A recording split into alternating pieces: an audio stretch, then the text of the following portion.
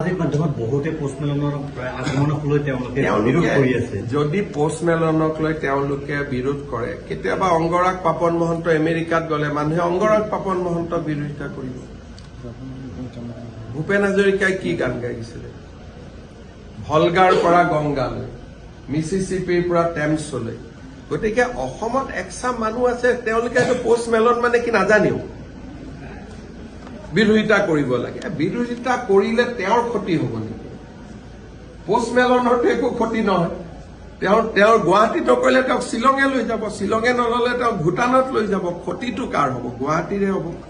গুৱাহাটীৰ যিটো brand image, গুৱাহাটীৰ যিটো আমি এটা কৰিব খুজিছো, মানুহে ভাবে গুৱাহাটীত পোষ্টমেলন আহিলে পোষ্টমেলনটো নোহোৱা হৈ যাব।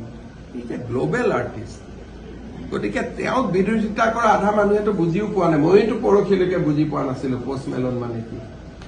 গতিকে আধা বুজি নোপোৱাকৈ বিৰোধিতা কৰি আছে, আৰু সেইকাৰণে মানুহেতো নিজেই টিকট কাটিছে। ৬,৫০০ৰ পৰা ৬০,০০০ টকা দি মানুহে টিকট কাটিছে। সেই টিকট কটা মানুহবিলাকে বুজি পোৱা নাই নেকি? নিশ্চয় বুজি পাই টিকট কাটিছে।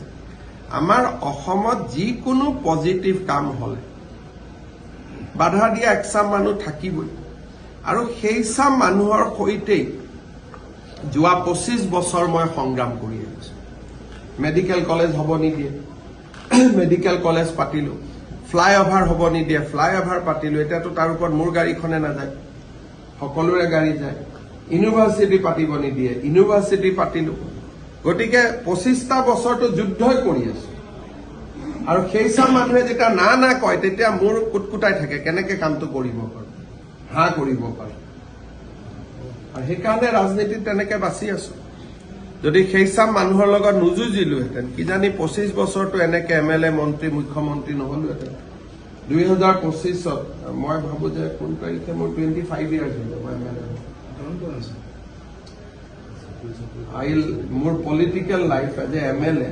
মই ২০২৫ চনৰ মে মাহত বা ২৫ ডিচেম্বৰ মই চাব লাগিব, আই উইল কমপ্লিট 25 ইয়াৰ্ছ।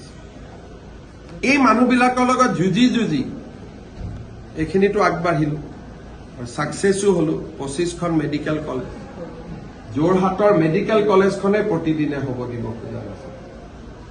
তাক পৰাজিত কৰি 4খনত কাজিয়া লাগিলো, 4খনত কাজিয়া কৰি আজি 25 পালোগৈ।